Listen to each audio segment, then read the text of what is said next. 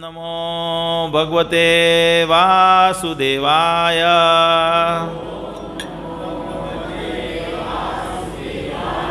ओम नमो भगवते वासुदेवाय।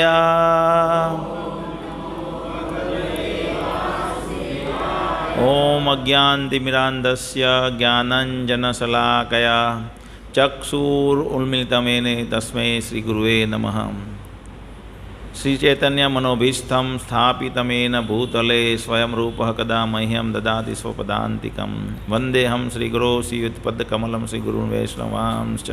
श्रीरूपं सागरजातं सहगण रघुनाथान्वितं तं सजीवं सावधेतं सावधूतं परिजनसहितं कृष्णचैतन्यदेवं श्रीराधाकृष्णपादान् सहगण ललिता श्रीविशाखावितांश्च। हे कृष्ण करुणा सिन्धो दीनबन्धो जगत्पते गोपेश गोपिकान्त राधाकान्त नमोऽस्तुते। तप्तकाञ्चन गौरांगी राधे वृन्दावनेश्वरी वृषभानुसुते देवी प्रणमामि हरिप्रिये। वाञ्छाकल्पतरुभ्यश्च कृपा सिन्धुभ्य एव च पतितानां पावनेभ्यो वैष्णवेभ्यो नमो नमः। श्रीकृष्ण चैतन्य प्रभु नित्यानंद श्री अद्वैत गदाधर श्रीवासादि गौर भक्तवृंद। हरे कृष्णा कृष्ण कृष्ण हरे हरे, हरे राम राम राम हरे हरे। हरे कृष्ण। तो આપણે જોઈ રહ્યા था देवता और भगवान में अंतर। देवता અને ભગવાનમાં શું અંતર છે બધા એક જ સમજે છે, પણ આસમાન જમીનનો ફરક છે। ન મે વિદુ સુરગણા પ્રભવમ ન મહર્ષયો अहम आदि ही देवानाम महर्षिणाम सर्वसः। न तो देवतागण मेरे प्रभाव या ऐश्वर्य को जानते हैं और न ही महर्षिगण जानते हैं, क्योंकि मैं सभी प्रकार से देवताओं और महर्षियों का भी कारण स्वरूप उद्गम हूँ। भगवान 10મા અધ્યાયના બીજા શ્લોકમાં કહે છે। આપણે શું શું જોયું કે બ્રહ્માજી પણ એમ કહે છે કે હું બધા કહે છે કે હું ભગવાનને જાણું, પણ ભગવાન કે મારો સવાલ છે ત્યાં સુધી હું નથી જાણતો। દેવતા અનેક છે, ભગવાન એક છે। દરેક અલગ અલગ દેવતામાં અલગ અલગ જીવાત્મા છે, જ્યારે ભગવાન પોતાનો વિસ્તાર કરે છે। જેવી રીતે રાસલીલા થઈ ત્યારે પણ ભગવાને પોતાનો વિસ્તાર કરીને અનેકમાં વિભાજિત થયા હતા। જેમ દ્વારકામાં ભગવાન વિભાજિત થાય છે। देवता बधा भगवानना अंश है। जेम दरेक जीव अंश है तेम देवता पण भगवानना अंश है। ज्यारे भगवान पोते परिपूर्ण है।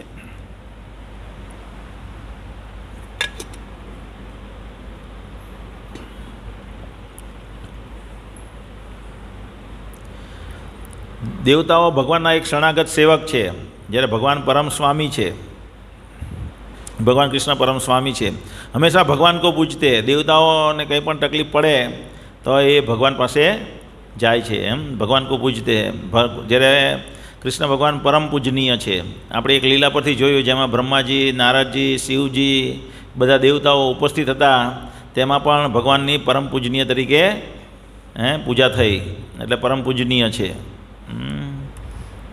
આ શિશુપાલ વધની લીલા છે તે વખતે। परमेश्वर द्वारा सर्जित देवताओं જ્યારે ભૌતિક સર્જન से परे, भगवान भौतिक સર્જન थी पर है। બધા દેવતાઓ देव माता अदिति आदित्यो कहेवाय, अदितिना पुत्र है। अने कश्यप मुनिना पुत्र, कश्यप मरीचना पुत्र। एवी रीते आ जगत में बधा परमेश्वर, कारण के बधा ब्रह्मामांथी आवे। ब्रह्मा केमांथी आवे? गर्भोदय विष्णुमांथी आवे, એટલે परमेश्वर द्वारा सर्जित भौतिक सर्जन से परे भगवान। भौतिक प्रकृति के 3 गुण से प्रभावित होते हैं। सत्व रजो तमो गुण थी आवेश आवी जाए। આપણે જોયું અલગ શિવજીની લીલા જોઈ, બ્રહ્માજીની એક લીલા જોઈ, ઇન્દ્રની જોઈ, એમના ગુરુ આવે ત્યારે અહંકાર આવી ગયો, તો એ તમો ગુણની નિશાની છે। કામ વેશમાં આવી જાય શિવજી અને બ્રહ્માજી, તો એ રજોગુણની નિશાની છે।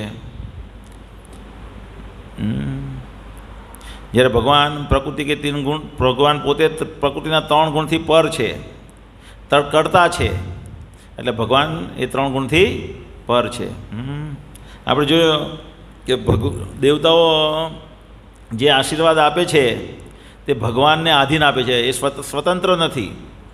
જેમ કે અહીંયા જયદ્રથ માંગે છે શિવજી પાસે, જ્યારે પ્રસન્ન થાય છે શિવજી, પણ એ કે હું આ ન આપી શકું, કારણ કે ભગવાન કૃષ્ણનો એની સાથે સાથ છે પાંડવોનો. હું પાંડવોને કોઈ મારી શકે નહીં. ખાલી અર્જુનને છોડીને હું એક વખત એક દિવસ માટે તો એ લોકોને રોકી શકે એવો આશીર્વાદ આપી શકું. એટલે એ પોતાની સ્વતંત્ર રીતે આશીર્વાદ આપી શકે એમ નથી. એમણે પણ ભગવાન પર આશ્રિત રહેવું પડે છે. જ્યારે ભગવાન સ્વરાટ છે, ભગવાને કોઈને કંઈ પૂછવું પડે નહીં. હવે આજે આપણે જોઈશું કે દેવતાઓ कृष्ण की माया से मोहित होते हैं, भगवान कभी भी देवताओं की माया से मोहित नहीं होते.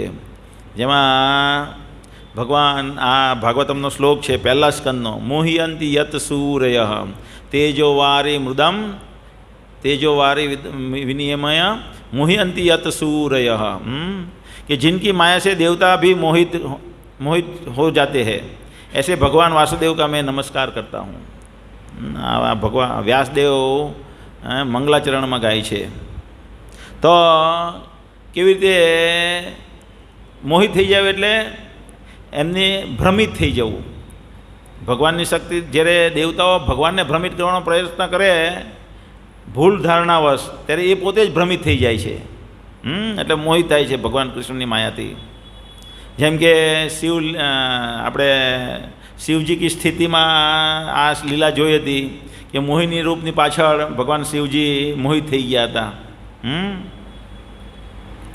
પછી આ ઇન્દ્ર જે છે તે ભગવાન કૃષ્ણથી મોહિત થઈ જાય છે. આમાં એક વખત શું થાય કે વૃંદાવનમાં ભગવાન કૃષ્ણ જ્યારે અવતરિત થાય તે પહેલાં બધા ભગવાન ઇન્દ્ર બધા વૃંદાવનવાસીઓ ઇન્દ્રની પૂજા કરતા હોય. પણ એક દિવસ કૃષ્ણ ભગવાન બધાને કહે કે આપણે હવેથી ઇન્દ્રની પૂજા કરવાની જરૂર નથી, આપણે આજથી હવે ગોવર્ધનની પૂજા કરીશું. અને કૃષ્ણ ભગવાનના કહેવાથી બધા લોકો ગોવર્ધનની પૂજાની તૈયારીઓ શરૂ કરી દે છે. અને ગોવર્ધનની જેવી પૂજાની તૈયારી કરે છે તો ઇન્દ્રને આ માહિતી પ્રાપ્ત થાય છે, તરત જ એ ગુસ્સે થઈ જાય છે અને પોતાના સંવર્તક બાદલ જે છે એના સેવક છે, જે સંવર્તક વાદળો કહેવાય, એ મોટા મોટા એવા વાદળ એવા હથિયારથી જેવા મોટા પાણીના ટીપા વરસાવે, એને બોલાવે અને કહે કે વૃંદાવનને આખું ડુબાડી દેવું વરસાદોથી. એટલે બધાને બોલાવે છે અને બધા બાળકો જોરમાં વરસાદ કરે છે, એવો જોરમાં વરસાદ કરે છે. 6-7 દિવસ કન્ટિન્યુઅસ નોન સ્ટોપ એક જ સરખો વરસાદ વરસાવે છે. ભગવાન કૃષ્ણ ગોવર્ધન ધારણ કરે છે ટચલી આંગળી પર. જેટલો વરસાદ પડે પણ પાણીનું સ્તર કદી વધે નહીં. પાણીનું સ્તર વધે નહીં, કારણ કે ભગવાન પોતાની અંતરંગા માયા દ્વારા જે પણ વરસાદનું પાણી વરસ્યું હોય તે બધું ધરતીમાં સૂંચાવી લે. તો ઇન્દ્રને આશ્ચર્ય થાય છે કે આ કેવી રીતે બને છે. તો એને માહિતી પ્રાપ્ત થાય છે કે કૃષ્ણ નામનો બાળક છે એના વડે આ બધું થઈ રહ્યું છે.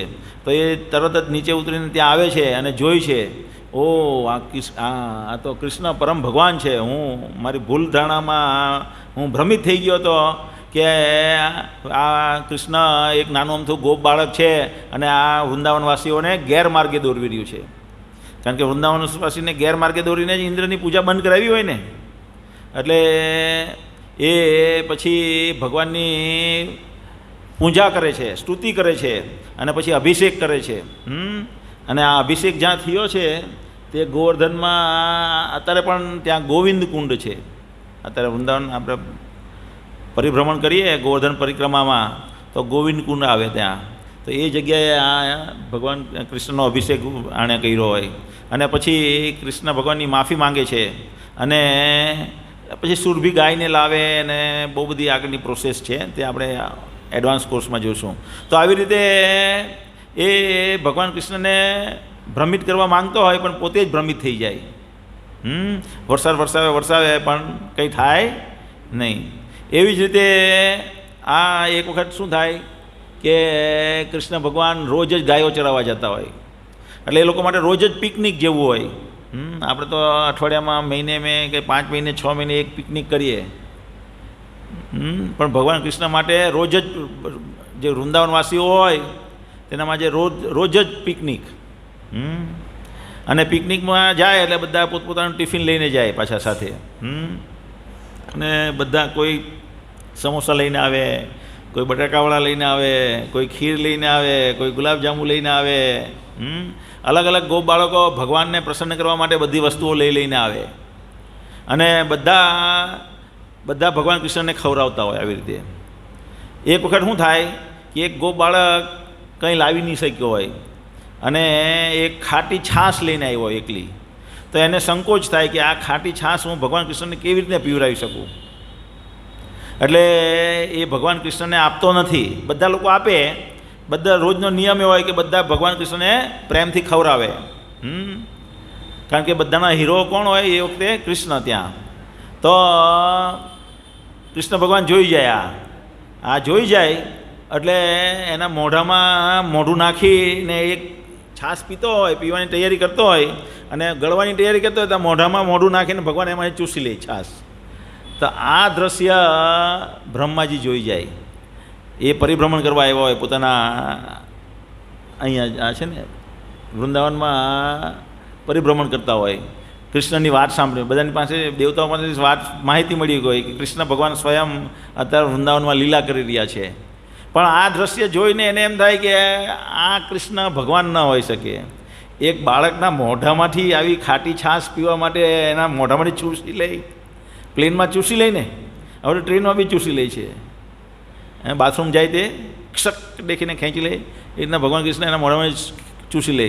તો એને એમ થાય કે આ કૃષ્ણ ભગવાન નહીં હોય. એટલે એ એક ભ્રમિત કરવા માટે જો કૃષ્ણ ભગવાન છે કે નહીં એની પરીક્ષા કરવાની તૈયારી કરે.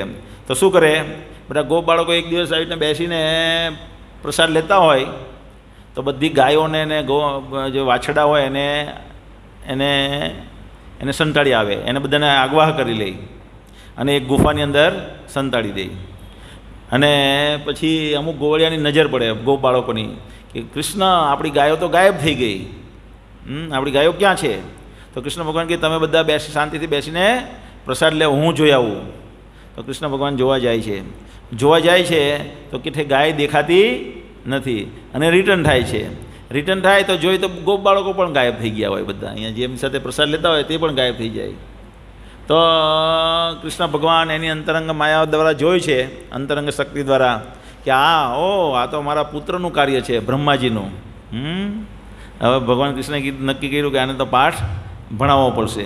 પછી ભગવાન કૃષ્ણ શું કરે, આવી રીતના બ્રહ્માજી ગોપ બાળકોને અગવા કરી જાય. પછી ભગવાન કૃષ્ણ વિષ્ણુ રૂપે વિસ્તાર થાય, બધા બાળકોને હરી જાય. પછી ભગવાન કૃષ્ણ બિલકુલ ટેન્શનમાં નહીં આવતા. જેમ આપણે કંઈક ચોરાઈ જાય, એક મોબાઈલ ખોવાઈ ગયો તો ઊંઘ ન આવે. કેટલા દિવસ ઊંઘ નહીં આવે? મહિનાઓ સુધી ઊંઘ નહીં આવે. મોબાઈલ તો જાન છે. તો કૃષ્ણ ભગવાન બિલકુલ ચિંતિત થતા નથી ને વિષ્ણુ રૂપે વિસ્તાર પામે અને બધા વિષ્ણુ પછી જેટલા બી ગોપ બાળકો હોય અને જેટલી બી ગાય હોય એમાં રૂપાંતરિત થઈ જાય. અને 1 વર્ષ લગીને આવી રીતના લીલા ચાલે ધરતી પર. અને એ ગાળા દરમિયાન જે બી બાળકો હોય ને તે એના માતા પિતા અતિ વાલા લાગવા માંડે. અને જે વાછડા હોય, જે વિષ્ણુ રૂપે વાછડું બન્યું હોય તે એની ગાયોને બહુ વાલું લાગવા માંડે. અને જે ગાયો હોય તેના માલિક જે બી હોય ગોવાળિયા તેને બહુ વાલી લાગવા માંડે. આખું વર્ષ એવી રીતના લીલા ચાલે. પણ આ એક વખત પછી શું થાય કે આ તો ધરતી પરનું 1 વર્ષ થયું, પણ ત્યાં ભગવાનના ધામમાં એટલે કે બ્રહ્માજીના ધામમાં તો એક ક્ષણ થઈ હોય. અને થોડી વાર પછી એ જોવા આવે નીચે શું થઈ રહ્યું છે. તો એના આશ્ચર્યવત જોઈ છે કે જેટલી ગોવાળિયા અને ગૌ બાળકોનો અને ગાયોનો એમણે અપહરણ કર્યું હોય તે બધા ત્યાં જ હોય. તે બધા કૃષ્ણ ભગવાન સાથે લીલા કરી રહ્યા હોય. તો એ પેલી ગુફામાં જ્યાં હંતાડી આવેલા હોય ત્યાં જોવા જાય તો ત્યાં પણ બધા ગૌ બાળકો અને ગાયો હોય છે. તો એ ભ્રમિત થઈ જાય. ભ્રમિત થઈ જાય અને પછી કૃષ્ણ ભગવાન પાસે આવીને સ્તુતિ કરે છે અને માફી માંગે છે કે હું તમને ભ્રમિત કરવા માંગતો હતો પણ તમારી માયા દ્વારા હું પોતે ભ્રમિત થઈ ગયો. તો આવી રીતના કૃષ્ણની માયાથી દેવતાઓ ભ્રમિત થઈ જાય છે. પણ ભગવાન કદી ભ્રમિત થતા નથી. જે પણ દેવતાઓ ભ્રમિત માયા મોહિત કરવા આવ્યા હોય ભગવાન કૃષ્ણને, એ પોતે મોહિત થઈ ગયા. ભગવાન કૃષ્ણ મોહિત થતા નથી. देवता भौतिक जगत का संचालन करने के लिए देवता भगवान से शक्ति प्राप्त करते हैं. भौतिक जगत का संचालन करने के लिए देवताओं को विविध शक्ति प्रदान करते हैं भगवान. એટલે આ જગતનો જેમ કે કોઈ વ્યક્તિને કલેક્ટર બનાવવામાં આવે, સરકાર કલેક્ટરની પોસ્ટ આપે કોઈને, પછી શું આપે? એને પાવર આપે વહીવટ કરવાનો. તો જ એ વહીવટ કરીએ કે ને, નહીં તો વહીવટ કરી શકે. જે રીતના પીએસઆઈ કે ડીએસપીને એની પોસ્ટ આપે સરકાર અને પછી એને પાવર આપે, તેવી જ રીતે આ બધી દેવતાઓની જે છે તે પોસ્ટ છે. શું છે? ઇન્દ્ર એક પોસ્ટ છે, સૂર્યદેવ એક પોસ્ટ છે, વરુણદેવ એક પોસ્ટ છે, વાયુદેવ એક પોસ્ટ છે. તે એક વ્યક્તિ શોભાવી રહ્યા છે, એક વ્યક્તિ શોભાવી રહ્યા છે. જેવી રીતે અત્યારે સૂર્યદેવ જે છે, તો એ ત્યાં એ કોણ વ્યક્તિ એનું શાસન અત્યારે કોણ નિભાવી રહ્યો છે એ પોસ્ટને? રાજા વિવસ્વાન. શું નામ છે? વિવસ્વાન રાજા અત્યારે સૂર્યદેવ તરીકે છે, એ પોસ્ટ પર ચલાવી. એવી રીતે આ દેવતાઓ પોસ્ટ છે. તો હવે એ પોસ્ટને જ્યારે આપે ભગવાન વહીવટ કરવા માટે, તેની સાથે સાથે એમને શક્તિ પણ આપે. કેમ કેમ આમ કરે ભગવાન? જ્યારે કોઈ જીવ પુણ્યશાળી બને ત્યારે એને દેવતાની પોસ્ટ આપવામાં આવે. હવે આપણને પોસ્ટ પ્રાપ્ત થાય, વડાપ્રધાનની પોસ્ટ પ્રાપ્ત થાય. આપણે આ બિલ્લીમોરામાં ધારો કે જિલ્લો હોય અને કલેક્ટર બનાવી દીધા હોય આપણને, તો આનંદ થાય ને? આનંદ થાય કે નહીં થાય? એવી રીતના જે વ્યક્તિની તમન્ના છે ભૌતિક ભોગ ભોગવવાની, પણ એણે એ સત્વગુણમાં છે, તો એને દેવતા બનાવવામાં આવે બીજા જન્મમાં. ઉર્ધવ ગચ્છંતી સત્વસ્થા. મૃત્યુ વખતે જો કોઈ સત્વગુણમાં હોય તો એ ઉપરના લોકમાં જાય. તો શું બને? ગાંધર્વો, ચારણો, વિદ્યાધરો, દેવતાઓ, આવી રીતના એને પોસ્ટ મળે અલગ અલગ. અને જેટલા માત્રામાં એની પુણ્ય વિકસિત થયા એટલા માત્રામાં એ પોસ્ટને આટલા લાંબા સમય સુધી એ ભોગવે દરેક જીવાત્મા. તો એટલે એની ઈચ્છા બી પૂર્ણ થાય. ભોગ ભોગવાની વૃત્તિ હતી ને, એ ટોટલી શુદ્ધ નહીં થયા હોય. એનો જે પ્રેમ હોય ભગવાન કૃષ્ણ પ્રત્યેનો, તે નિષ્કામ ન થયો હોય. એને આ જગતમાં કંઈક કરવું છે, તો ભગવાન એને આ જગતમાં એક ઊંચું સ્થાન આપે અને ભોગ ભોગવવા માટે शक्ति प्रदान करे. तो एवी रीते भौतिक जगत का संचालन करने के लिए देवता भगवान से शक्ति प्राप्त करते. भगवान पास जो शक्ति प्राप्त न करे तो ये लोग कशु करी सके नहीं. जेम कि आपने पण आपणुं लीवर खाए तो लीवर केवी रीतना लोही बनावे छे आपणे थोड़ी खबर छे? खबर छे? अने लीवर कोई डॉक्टरे बनाव्युं? कोई डॉक्टरे बनाव्युं छे नहीं, ए भगवाने बनाव्युं छे. ने भगवाननी शक्तिथी ए भगवाने ए शक्ति आपी छे त्यां सुधी लीवर चाले छे. तेवी रीते देवतानुं बधुं कार्य एवुं होय छे. एटले अहींया एक उदाहरण छे. यत पाद पल्लव युगम विनिधाय कुंभ द्वंद प्रणाम समय स गणाधिराज विज्ञान विहंतम अलस्य जगत्त्रयस्य गोविंदमादि पुरुषम तम हम भजामी. के आ ब्रह्माजी स्तुति करी रह्या छे भगवान कृष्णनी, गोविंदनी. शुं स्तुति करी रह्या छे? के गणेशजी जे छे ए आ जगतना त्रिविधता एटले जे कष्ट छे, विघ्नो छे, ते विघ्नोने हटावा माटे शक्ति प्राप्त करे छे. क्यारे? भगवानना चरण पोताना कुंभ पर धारण करे छे. एक भगवानना चरणने कुंभ पर धारण करीने भगवान पासेथी शक्ति मेळवे छे. आ जगतना जे जे शुं कहेवाय तीनों लोगों के समस्त विघ्नों, त्रण लोकना जे विघ्नों छे एने दूर, विघ्नों का विनाश करने हेतु शक्ति प्राप्त करने के उद्देश्य से जिनके चरण कमलों को श्री गणेश जी अपने मस्तक के दोनों कुंभों पर धारण करते हैं, उन आदि पुरुष श्री गोविंद का मैं भजन करता हूँ. बीजो एक श्लोक है आवो ज यक्षु सविता सकल ग्रहाणाम. के यक्षु के आ ब्रह्मांडनी चक्षु तरीके शू काम करी छे? सविता सकल ग्रहाणाम. दरेक ग्रह ने चक्षु प्रदान करे छे. कोण? सूर्यदेव. अने ये सूर्यदेव कांठी शक्ति प्राप्त करे छे? ભગવાન ગોવિંદ પાસેથી. એ ગોવિંદને હું ભજન કરું છું. આગળ બીજી બ્રહ્માજી સ્તુતિ કરે છે. હવે તમે વિચાર કરો કે સૂર્ય કેટલી શક્તિ ઉત્પન્ન કરે છે. 1 સેકન્ડમાં આ ધરતી પર 5 લાખ વર્ષ આ જગતની જેટલી પણ ઉર્જા છે, લાકડા સળગાવીએ ત્યારે ઉર્જા ઉત્પન્ન થાય, ગેસ સળગાવીએ તેનાથી ઉર્જા ઉત્પન્ન થાય, આખા જગતનો જેટલો બી ધરતી પર જેટલો બી પેટ્રોલિયમનો જથ્થો છે એ બધો સળગાવી દઈએ તો એક ઉર્જા ઉત્પન્ન થાય. એ બધી ઉર્જાનો સરવાળો કરીએ અને એ ઉર્જા 5 લાખ વર્ષ લગીને ચાલે એવી હોય તો એ 1 સેકન્ડમાં આટલી ઉર્જા સૂર્ય ઉત્પન્ન કરે. 1 સેકન્ડમાં. તો વિચાર કરો સૂર્ય કેટલો શક્તિશાળી છે. અને એ શક્તિ ક્યાંથી પ્રાપ્ત કરે છે? ભગવાન ગોવિંદ પાસે, ભગવાન કૃષ્ણ પાસેથી. તો આવી રીતે દેવતાઓ શું કરે છે? ભૌતિક જગતના સંચાલન માટે ભગવાન પાસેથી શક્તિ પ્રાપ્ત કરે, જ્યારે ભગવાન શક્તિ આપે છે. वे भौतिक शरीर धारण करते हैं और जन्म मृत्यु के अधीन है. દરેક દેવતાઓ ભૌતિક શરીર ધારણ કરે છે. દરેક દેવતાઓનું મૃત્યુ થાય છે. જ્યારે સંપૂર્ણ આધ્યાત્મિક દિવ્ય શરીર જન્મ મૃત્યુ જરા વ્યાધિ છે પર है. જ્યારે ભગવાન કૃષ્ણ જન્મ મૃત્યુથી પર છે. કેવી રીતના કહેવાય? પહેલાં આપણે આ જોઈએ કે આ દેવતાઓ કેવી રીતના ભૌતિક શરીર ધારણ કરે. તો આપણે જોયું કે બ્રહ્માજીના 1 દિવસમાં કેટલા દેવતાઓના લોટ બદલાઈ જાય? 14 લોટ. બ્રહ્માજીના 12 કલાકની અંદર 14 વખત દેવતાઓનો આખો સ્લોટ બદલાઈ જાય. 33 કરોડ જે દેવતા આપણે કહીએ છીએ એ 33 કરોડ દેવતા અલગ અલગ વસ્તુનું, મનનું, આંખનું, આપણી અંદર જે પણ ભાવનાઓ છે એનો વહીવટ કરવા માટે દરેક વસ્તુ માટે અલગ અલગ દેવતાઓ છે. એવા 33 કરોડ દેવતાઓ છે. અને એ આખો લોટ દેવતાનો બ્રહ્માજીના 1 દિવસમાં એટલે કે 12 કલાકમાં 14 વખત બદલાઈ જાય.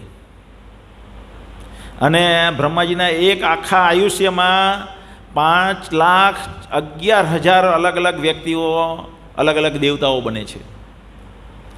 આપણે જોઈએ કે બ્રહ્માજીના 12 કલાકમાં એટલે 14 મનુઓ આવે. 1000 યુગ ચક્ર, 1000 ત્રેતા, સતયુગ, ત્રેતા, દ્વાપર, કલયુગ, 4 યુગનો સરવાળો કરીએ ત્યારે 1 ચક્ર થયું. એવી રીતના એ ચક્ર 1000 વખત ફરે ત્યારે બ્રહ્માજીના 12 કલાક થાય. તો એવા 70 વખત જ્યારે ફરે, 70 વખત ત્યારે 1 મનુ બદલાય. 1000 વખત ફરે ત્યારે બ્રહ્માજીના 12 કલાક થાય, પણ 70 વખત ફરી જાય ત્યારે 1 મનુ બદલાઈ જાય. એ મનુનું જેવા મન્વંતર થાય, મનુની સાથે દેવતાઓનો લોટ આખો બદલાઈ જાય. બીજા વ્યક્તિઓ દેવતા બની જાય, એ દેવતાઓ મૃત્યુ પામે. પાછા બીજા મનુ આવે, અત્યારે 7મા મનુનું શાસન ચાલે છે, તો બીજા મનુ આવે તો પાછા 14 આખા બધા દેવતાનો લોટ બદલાઈ જાય, એ બધા મૃત્યુ પામે અને નવા લોકો જેના પુણ્ય વિકસિત થયા હોય તે લોકો દેવતાઓ બને. તો આ દેવતાઓ જે છે એ જન્મ મૃત્યુને આધીન છે, જ્યારે ભગવાન જે છે એ જન્મ મૃત્યુથી પર છે. તો કોઈ કહી શકે કે ભગવાન કૃષ્ણનો જન્મ તો થયો હતો મથુરામાં, જેલમાં, કોઈ કહે ને. અને કોઈ એમ પણ કહી શકે કે અહીંયા એમનો પ્રભાસ પાટણમાં એમને પારઘીએ બાણ માર્યું ને એમનું મૃત્યુ થયું. તો એ ભગવાનનું અંતર્ધાન થાય છે, પ્રગટ થાય છે ને અંતર્ધાન થાય છે. ભગવાન કૃષ્ણ મથુરા જેલમાં એમની માતા સમક્ષ પ્રગટ થયા. શું થયા? પ્રગટ થયા, અવતરિત થયા ચતુર્ભુજ સ્વરૂપે. પછી માની વિનંતીથી નાનું બાળકમાં રૂપાંતરિત થયા. ભગવાન પોતે નક્કી કરે છે કે હું અહીંયા જન્મીશ, હું અહીંયા આને મા બાપ તરીકે અપનાવીશ, એના પ્રેમને લીધે થઈને. ખ્યાલ આવે છે ને? જ્યારે દેવતાઓનું એવું નથી. અને ભગવાન જ્યારે અંતર્ધાન થાય છે ત્યારે જે પણ એને નિમિત્ત બનાવે છે એને પહેલાં સ્વર્ગમાં મોકલે છે. એ પારઘીનું નામ શું છે? જરા. જરા નામનો શિકારી હોય એને ભગવાન પહેલાં સ્વર્ગમાં મોકલે. દારૂકને એનો સારથી છે, ભગવાનના સારથીનું નામ દારૂક છે. એ દારૂકને કહે તું આને સ્વર્ગમાં મૂકી આવો, મારી અંતર્ધાન થવાની લીલામાં મને સહાય કરી. અને પછી ભગવાનના ધામમાં જાય, રિટર્ન થઈ જાય છે. અને ભગવાન ભગવદ્ ગીતામાં કહે છે 4થા અધ્યાયના 9મા શ્લોકમાં, જન્મ કર્મ ચ મે દિવ્યમ એવમ યો વેત્તિ તત્વતઃ ત્યક્ત્વા દેહમ પુનર્જન્મ નૈતિ મામેતિ સો અર્જુન. કે મારા જન્મ અને કર્મ દિવ્ય છે. જે વ્યક્તિ એને તત્વતઃ જાણી લે છે તેનો પાછો જન્મ થતો નથી. એ ભગવાનના ધામમાં, મારા ધામમાં પાછો આવે છે. ત્યારે ભગવાનનું એટલે કે ભગવાન જન્મ મૃત્યુથી પર છે. અને જે જાણી લે છે કે આ ભગવાન જન્મ મૃત્યુથી પર છે અને અહીંયા આવીને આવી રીતના લીલા કરે છે. મુસલમાન લોકો નહીં સમજીએ કે મુસલમાન જેમ આપણે જન્મીએ એવી રીતે દેવતાઓ પણ જન્મે. અદિતિના કોખે જન્મને મરીચ ઋષિ દ્વારા બધા દેવતાઓ જન્મ્યા. કશ્યપ મુનિ દ્વારા બધા દેવતાઓ જન્મ્યા. પણ ભગવાન જે છે તે જન્મતા નથી. ભગવાન શું કહે, અજોપી સન અવય આત્મા ભૂતાનામ ઈશ્વરોપી સન પ્રકૃતિમ સ્વામ અધિષ્ઠાયા સંભવામી આત્મમાયયા. હું મારી અંતરંગ આત્મમાયયા એટલે હું મારી અંતરંગ શક્તિ દ્વારા પ્રગટ ને અપ્રગટ થાઉં છું. અજોપી, હું અજન્મા છું, છતાં બી અહીંયા પ્રગટ થાઉં છું, કોઈને મા તરીકે સ્વીકારું છું. તો આવી રીતે ભગવાન અજન્મા છે. ભૌતિક એટલે કે એમનું શરીર આધ્યાત્મિક છે, જન્મ મૃત્યુથી પર છે. દેવતા हमारे पाप का नाश नहीं कर सकते, જ્યારે ભગવાન સંપૂર્ણ પાપ को नाश कर सकते हैं. રાજા ભગીરથ હતા તે એમના પૂર્વજોના કલ્યાણ માટે તપશ્ચર્યા કરે છે, ગંગાને પ્રસન્ન કરવા માટે, માતા ગંગાને પ્રસન્ન કરવા માટે. અને એમની તપશ્ચર્યાથી ગંગા પ્રસન્ન થાય છે. ત્યારે એ કહે છે કે શું જુએ તમને?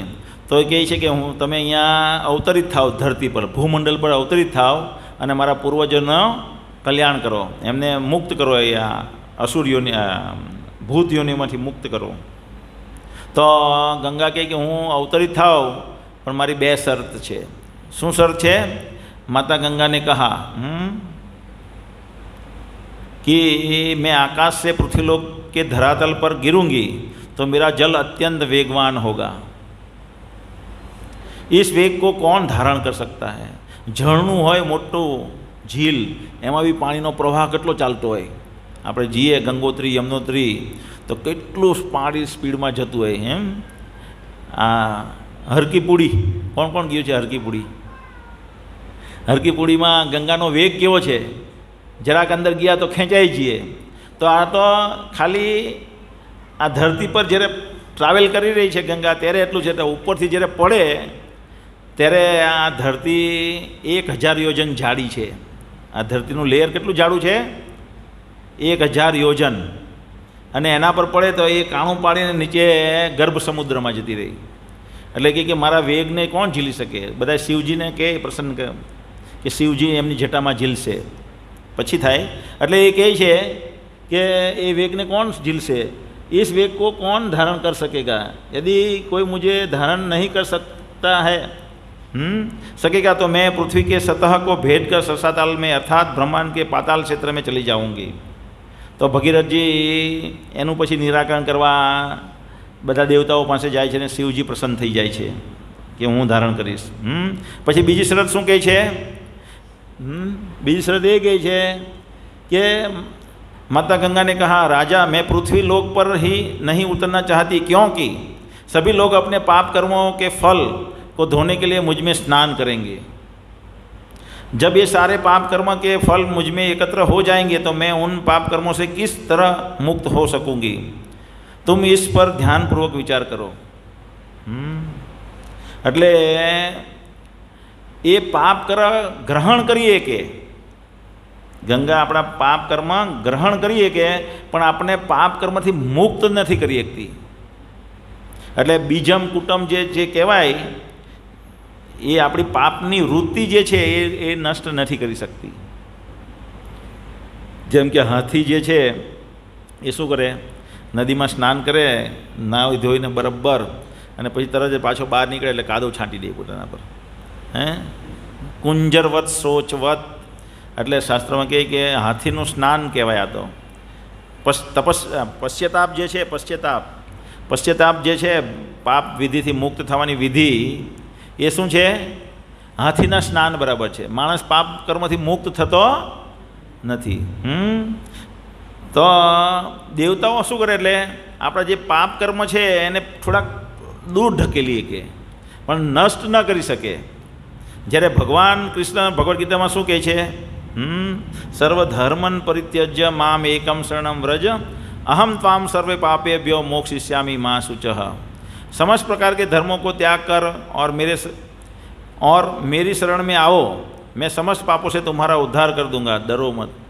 भगवान કહે છે કે હું તને બધા જ પાપમાંથી મુક્ત કરીશ, ડરીશ નહીં. તો શું છે?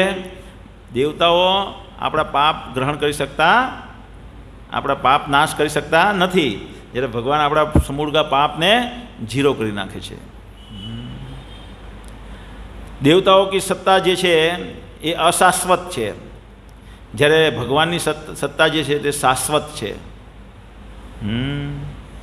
ઘણી વખત આપણે ધારાસભ્ય બનવા માટે મગજમારી કરીએ તો કેટલા વર્ષ માટે બનીએ?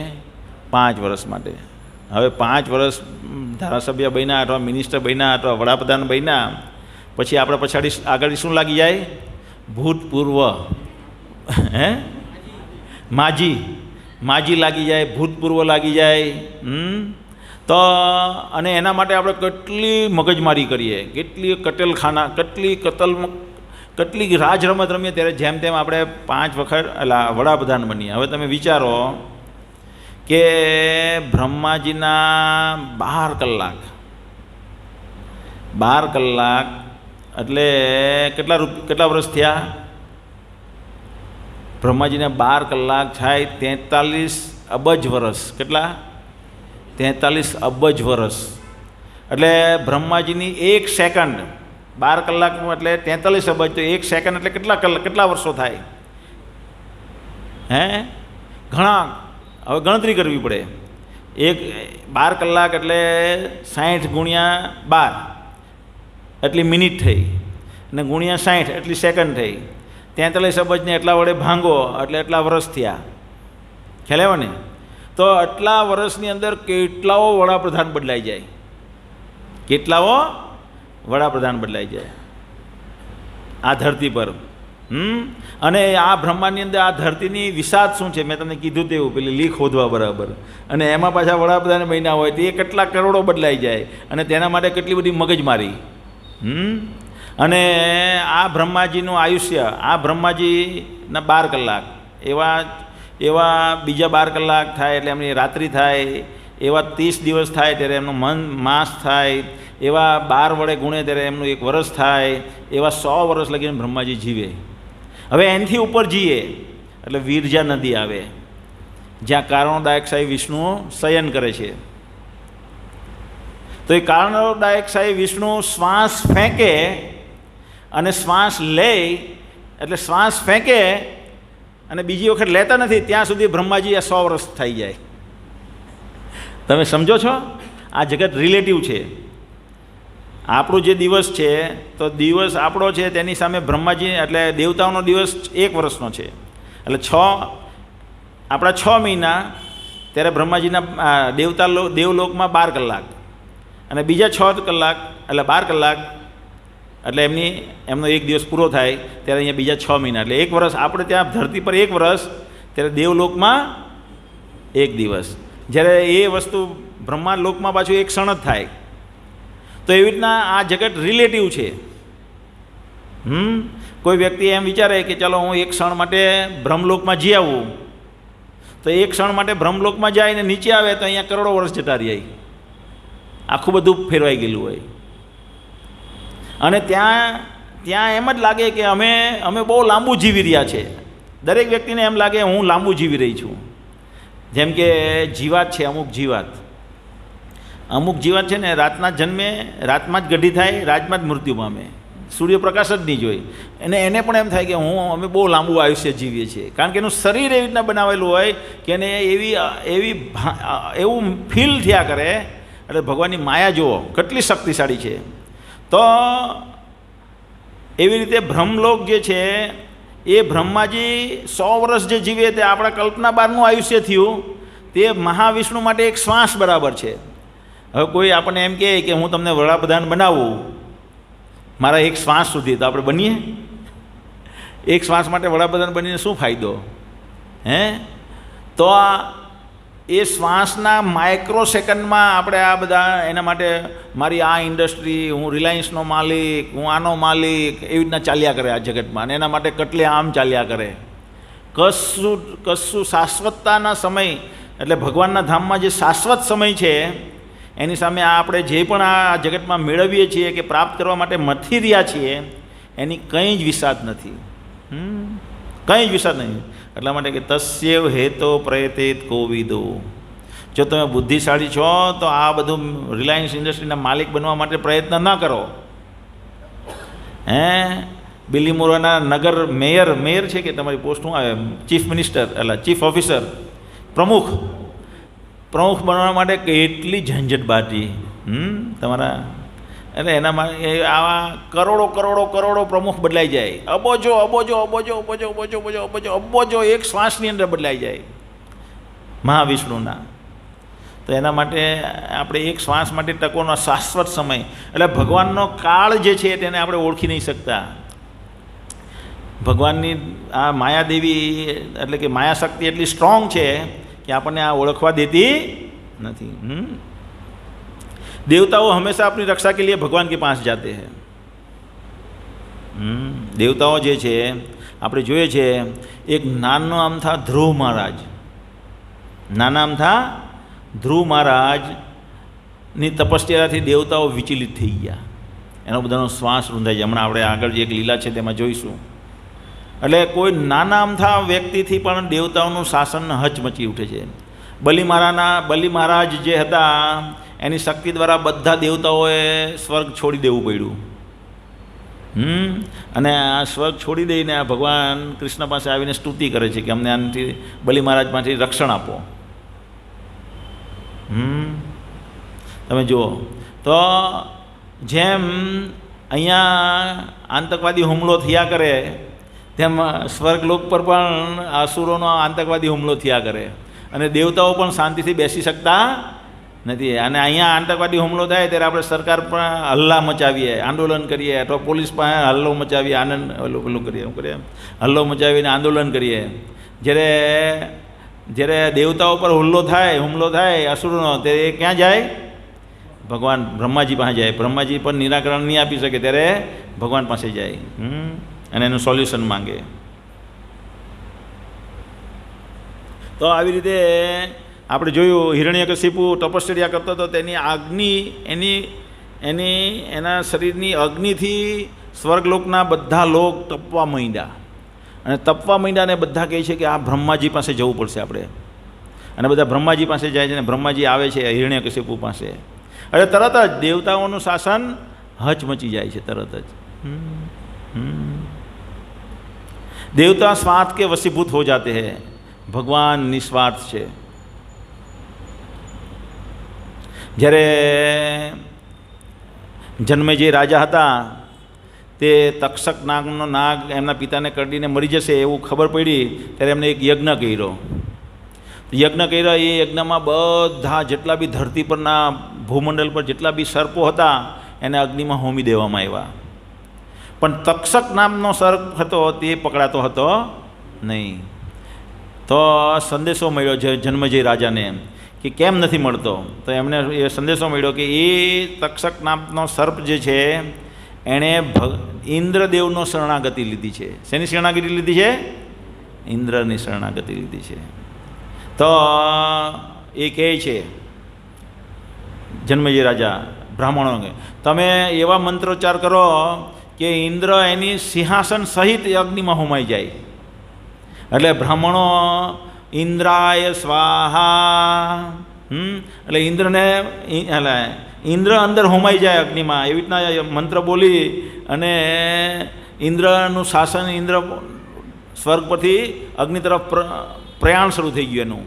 અને એ જોયું કે હું તો અગ્નિમાં હોમાઈ જવાનો છું આ તક્ષક નાગને લીધે. એટલે તક્ષક નાગને છોડીને જતા રહ્યા.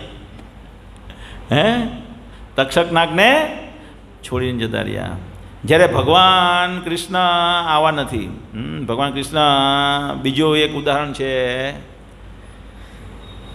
એવા તો અનેક ઉદાહરણ છે. જો તમે ભાગવત વાંચશો તો તમને એવા અનેક ઉદાહરણ મળે કે દેવતાઓ જેને આશ્રય આપ્યો હોય એનો આશ્રય છોડીને જતો રહે. જ્યારે ભગવાન કૃષ્ણ એવા આશ્રય છે, બધાનો આશ્રય છે. ગતો મુકુંદ પરિહૃત કૃતમ. ભાગવતનો 10મો સ્કંદમાં ભગવાનના આશ્રયની વાત છે. 10 વિષય છે. જેમ કે ભગવદ્ ગીતામાં 5 વિષય છે, એમ શ્રીમદ ભાગવતમમાં 10 વિષય છે. અને 10મો વિષય છે પરમ આશ્રય. જેમ કે પહેલો વિષય છે સર્જન, ગૌણ સર્જન, પાલન, એવી રીતના બધા કરીને 10 વિષય છે. તેમાં 10મો વિષય છે આશ્રય. તો એ 10 આશ્રયને સમજાવવામાં, એ આશ્રયને સમજાવવા માટે બાકીના 9 ટોપિક સમજાવવામાં આવેલા છે. તો આપણે બધાએ કોનો આશ્રય લેવો જોઈએ? ભગવાન કૃષ્ણનો. જો આપણે સુરક્ષા ઈચ્છતા હોય આ જગતમાં, આ જગતમાં બધી ઉપાધિથી મુક્ત રહેવા માંગતા હોય તો ભગવાન કૃષ્ણનો આશ્રય આપણે ગ્રહણ કરવો જોઈએ. જેવી રીતે ભગવાન કૃષ્ણએ કીધું કે હું આ યુદ્ધમાં, આ યુદ્ધ જે થઈ રહ્યું છે તેમાં ભાગ લઈશ નહીં. પણ એક દિવસ એવા કટુ વચન બોલે દુર્યોધન, એટલા કટુ વચન બોલે ભીષ્મ પિતામહને, અને ભીષ્મ પિતામહ ગુસ્સામાં આવી જાય છે ને એમ કે આલે હું એવું યુદ્ધ કરીશ કે પાંડવોમાંથી કોઈ પાંડવો બચશે નહીં. અને બીજા દિવસે ધમાસાણ યુદ્ધ કરે ભીષ્મ પિતામહ. એટલું જબરજસ્ત યુદ્ધ કરે. ભગવાન કૃષ્ણ જોયું કે આ એટલે વેગથી જો આજે યુદ્ધ કરે છે 100% કોઈ એક પાંડવ તો આજે જતો જ રહેશે. એટલે એણે વચન આપેલું હોય કે હું હથિયાર ઉઠાવીશ નહીં, પણ એ હથિયાર ઉઠાવી દે છે ને ભીષ્મ પિતામહને શાંત કરે છે. પોતાનું ભક્તોનું રક્ષણ માટે થઈને, પોતાના ભક્તનું રક્ષણ માટે થઈને એનું આપેલું વચન તોડે છે. ભગવાન સ્વાર્થને આધીન નહીં થતા. જે દેવતાઓ આધીન થઈ જાય છે, કહેવાનો મિનિંગ. જેવી રીતે કંસને માર્યો, કંસના પર વિજય મેળવ્યો ભગવાન કૃષ્ણએ, તો રાજા બનવાનો અધિકાર કોનો થઈ ગયો? ભગવાન કૃષ્ણનો થયો મથુરા પર. પણ એ રાજા બનતા નથી. કોને આપે છે? નહીં. કોને આપે છે?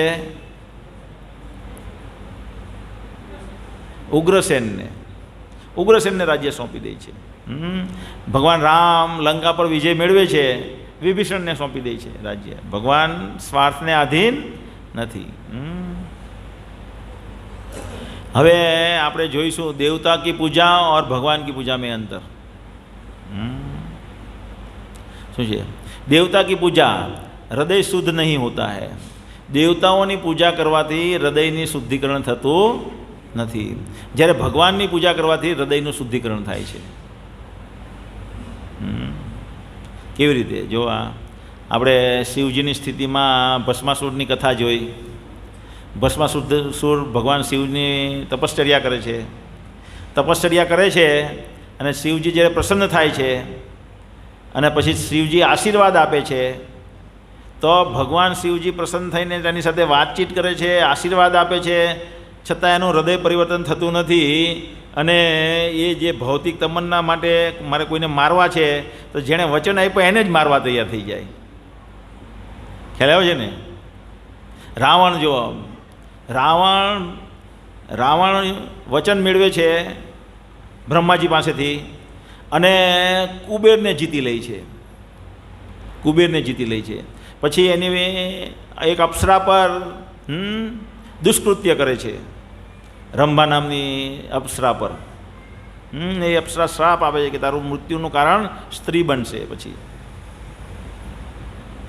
આપણે જોયું કે બ્રહ્માજી શિવજીની સ્તુતિ કરે છે પછી, અને શિવજીની સ્તુતિ જ્યારે કરે રાવણ, પછી શિવજી પ્રસન્ન થઈને એમને એક અસ્ત્ર પ્રદાન કરે છે ને અસ્ત્ર પ્રદાન કરે છે ને પછી કહે છે કે માંગ તને શું જોઈએ છે, તો શું કહે છે, મને પાર્વતી આપી દેવું.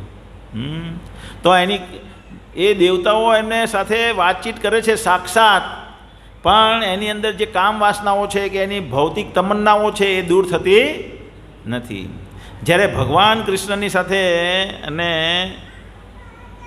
અને ભગવાન કૃષ્ણ જેવા ભગવાન કૃષ્ણ પાસે આપણે કંઈ માંગવા જઈએ છીએ તો આપણું હૃદય શુદ્ધ થઈ જાય છે.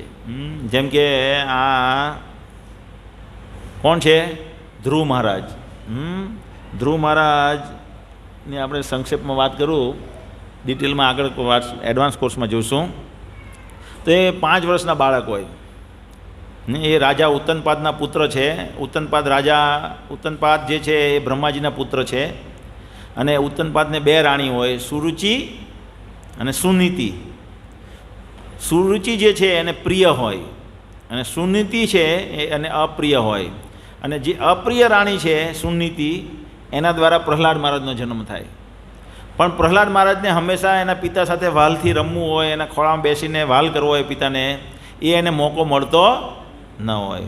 પણ એક દિવસ પિતાજી શાંત બેઠેલા હોય સિંહાસન પર અને પ્રહલાદ મહારાજ પ્રયત્ન કરે છે એના પિતાના ખોળામાં બેસવાને, તો સુરુચિ ના પાડી દે છે ઈશારો કરીને કે તમે આને બેસાડતા નહીં, કારણ કે પ્રિય રાણી છે એટલે રાજાએ એને એની વાત માનવી પડે છે. એને બેસાડતા નથી અને કટુ વચન બોલે છે સુરુચિ કે તારે રાજાના કોંખે, તારા રાજાને આ ગાદીમાં બેસવું હોય, એના ખોળામાં બેસવું હોય તો મારા ગર્ભ થકી જન્મ લેવો પડે. એના માટે તારે તપશ્ચર્યા કરવી પડે, ભગવાન વિષ્ણુને પ્રસન્ન કરવા પડે, અને એ પ્રસન્ન થશે તો તું મારા ગર્ભેથી જન્મ થશે અને પછી તું રાજાના ખોળામાં બેસી શકીશ. તો આવા વચન સાંભળી, કટુ વચન એની માના સાંભળી પ્રહલાદ મહારાજને ગુસ્સો આવી જાય છે. ક્ષત્રિય છે એટલે રડતા રડતા તરત જ એમની મા પાસે જાય છે અને કહે છે મારી માએ મને આવી રીતના અપમાનિત કર્યો, કારણ કે ક્ષત્રિયો અપમાન સહન ન કરી શકે, તો હવે મને મારા પિતા કરતાં પણ મોટું શાસન જોઈએ છે. મારા પિતાના પિતા પરદાદા કરતાં પણ હું મોટું શાસન લઈ અને જંપીશ. બતાવો મારી મા. એટલે એની મા સુનીતિને કહે છે મને કેવી રીતે આ પ્રાપ્ત થાય? તો કહે છે કે ભગવાન વિષ્ણુની ભક્તિ, વિષ્ણુને પ્રસન્ન કરીશ તું તો ભગવાન વિષ્ણુ તને આ બ્રહ્માજી કરતાં પણ મોટું શાસન આપી શકે. અને એ તપશ્ચર્યા એ કે ક્યાં પ્રાપ્ત થાય? તો કે વનમાં પ્રાપ્ત થાય. એટલે તરત જ 5 વર્ષનું બાળક દ્રઢપણે નિશ્ચયથી નીકળી પડે. હવે ભગવાનની જો આ એ દ્રઢ નિશ્ચયથી નીકળી પડ્યા છે એટલે ભગવાન તરત જ આદેશ આપે નારદજીને કે જાઓ, કારણ કે પરમાત્મા રૂપે ભગવાન એના હૃદયમાં છે. કોના હૃદયમાં? પરમાત્માનો રોલ આપણે જોઈશું ત્યારે આ તમને ખ્યાલ આવી જશે. તો પરમાત્માના રૂપે ધ્રુવ મહારાજના હૃદયમાં છે અને નારદના પણ હૃદયમાં છે. તો ધ્રુવના હૃદયમાંથી જોઈ લે કે આ મને તીવ્ર તમન્નાથી પ્રાપ્ત કરવા જઈ રહ્યો છે, અને નારદ મુનિને કહે કે આ મને તીવ્ર તમન્નાથી પ્રાપ્ત કરવા જઈ રહ્યો છે, જાઓ તમે એને ગાઈડ કરો. આ છે ભગવાનની કોમ્યુનિકેશન સ્ટાઇલ. ને આપણી communication style hello hello hello hello નથી સંભળાતું. બાજુમાં બે હેલો હોય, આ દિવાલની પેલી બાજુ આઉટ ઓફ ધ નેટવર્ક, બાજુમાં જ છે પણ આઉટ ઓફ નેટવર્ક. ને આ કાંઠી ક્યાં નારદજી હોય ને ક્યાંથી ક્યાં તરત જ મોકલી આપે ભગવાન. આ ભગવાનની કોમ્યુનિકેશન સિસ્ટમ.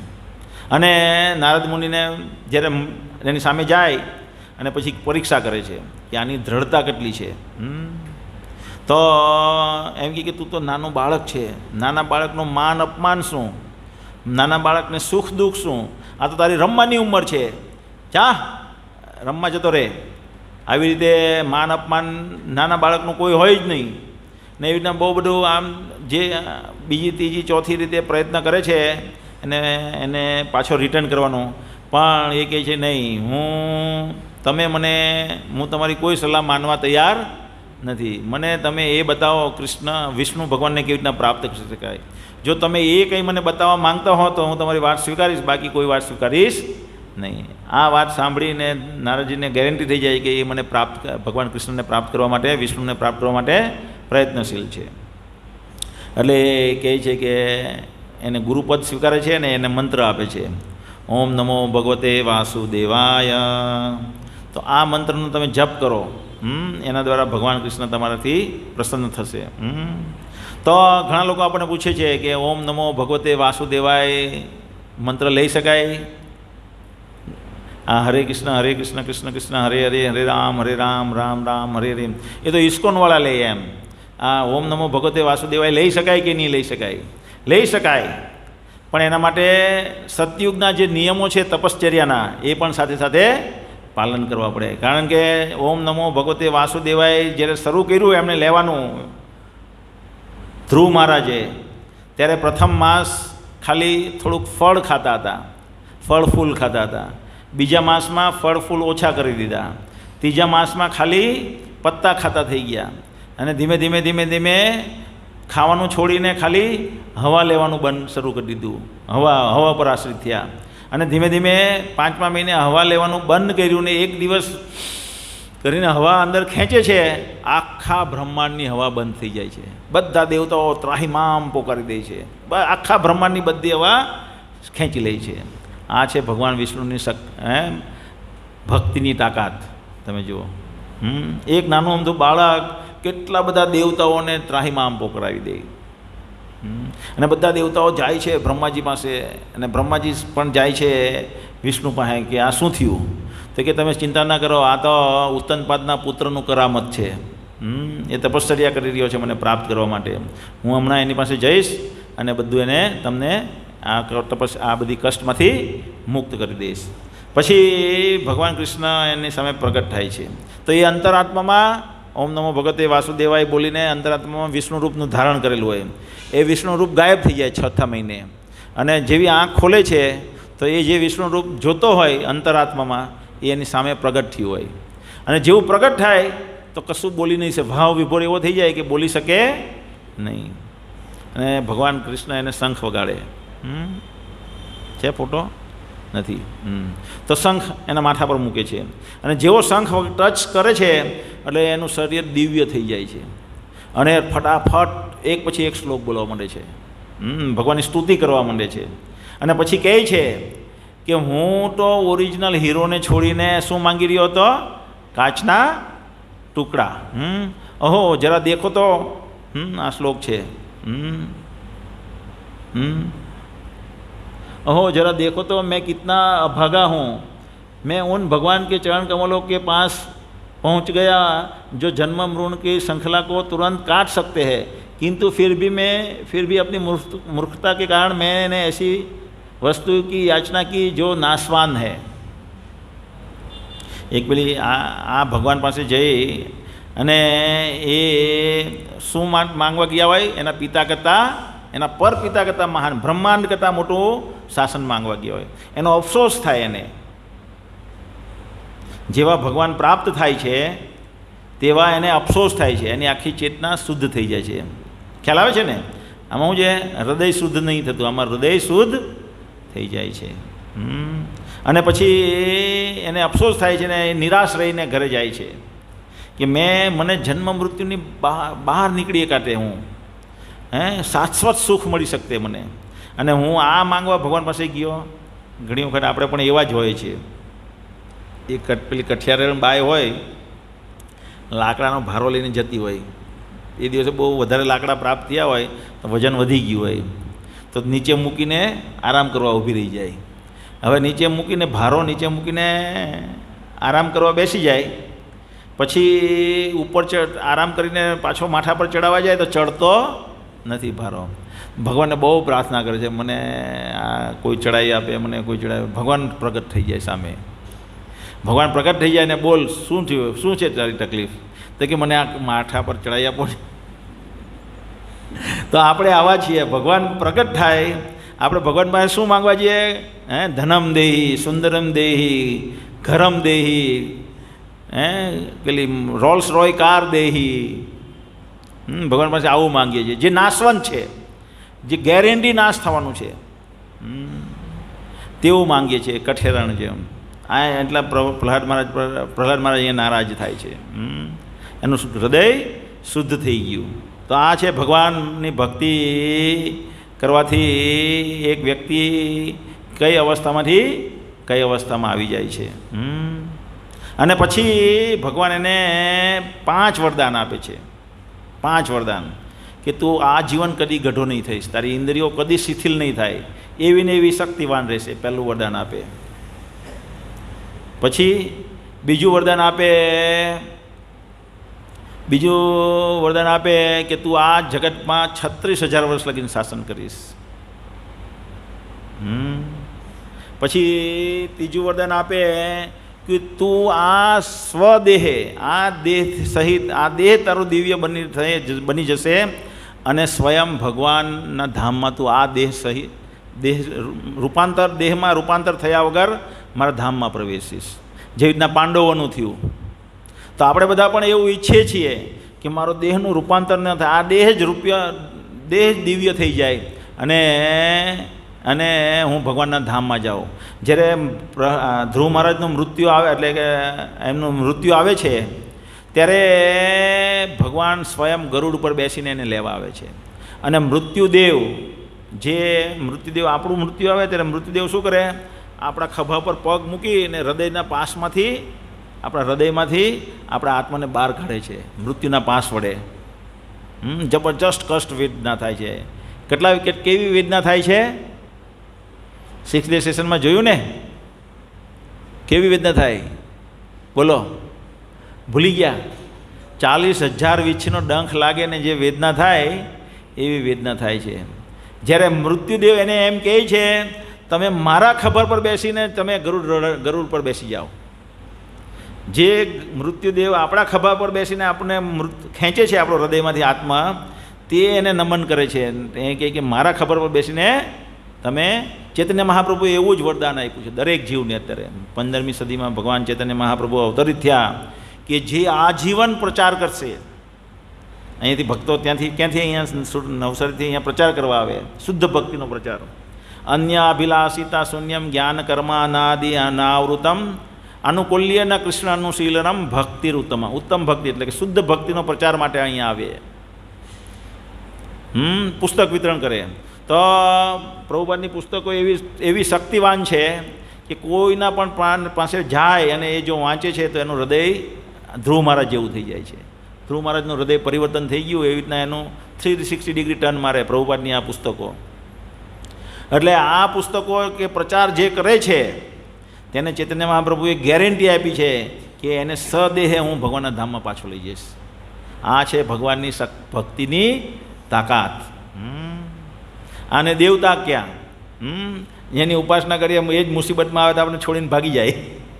આપણે દેવતાને, એટલે દેવતા જે આપણે માટે છે એ ભગવાનની સેવામાં નિયુક્ત છે, એટલે આપણે માટે આદરણીય છીએ, પણ આપણે એની પૂજા કે એની ભક્તિ કરવાની નથી. આદરણીય છે કારણ કે એ ભગવાનની સેવામાં લાગેલા છે. દેવતા કી પૂજા અલ્પ બુદ્ધિ વાલે કરતે હૈ, એટલે જેની નાની અમથી બુદ્ધિ હોય, ટૂંકી અમથી બુદ્ધિ, એ દેવતાની ઉપાસના કરે. કોણ કહે? ભગવદ્ ગીતામાં ભગવાન કહે. શું કહે છે? જો 7મા અધ્યાયનો 23મો શ્લોક. Mobile switch off. અંતવતુ ફલમ તેસામ તદભવતી અલ્પમેધસામ. અલ્પમેધ મેધ એટલે બુદ્ધિ, અલ્પ એટલે ટૂંકી, નાની અમથી, અલ્પાહાર. ઉપવાસમાં આપણે શું કરીએ? અલ્પાહાર લઈએ, થોડોક અમથો આહાર લઈએ. તેવી રીતના થોડીક અમથી બુદ્ધિ, મેધ એટલે બુદ્ધિ, અલ્પમેધસામ. જેની ટૂંકી બુદ્ધિ છે તે અંતવતુ ફલમ તેસામ તદભવતી અલ્પમેધસામ દેવાન દેવ્ય જો આંતિ મદભક્તિ આંતિ મામ અપી. કે જેની નાની અમથી બુદ્ધિ છે તે દેવતાઓ પાસે જાય છે ને દેવતાના ધામમાં જાય છે. મારા ભક્તો મારી પાસે આવે છે. એનું ફળ પણ લિમિટ માત્રામાં હોય છે, ટૂંકું હોય છે, નાશવંત આગળ છે એનો. જ્યારે ઉચ્ચ બુદ્ધિવાલે ભગવદ્ ગીતામાં કહે છે, ભગવાન શું કહે છે કે અહમ સર્વસ્ય પ્રભો મત્તઃ સર્વમ પ્રવર્તતે ઇતિ મત્વા ભજન્તે મામ બુધા ભાવ સમન્વિતઃ.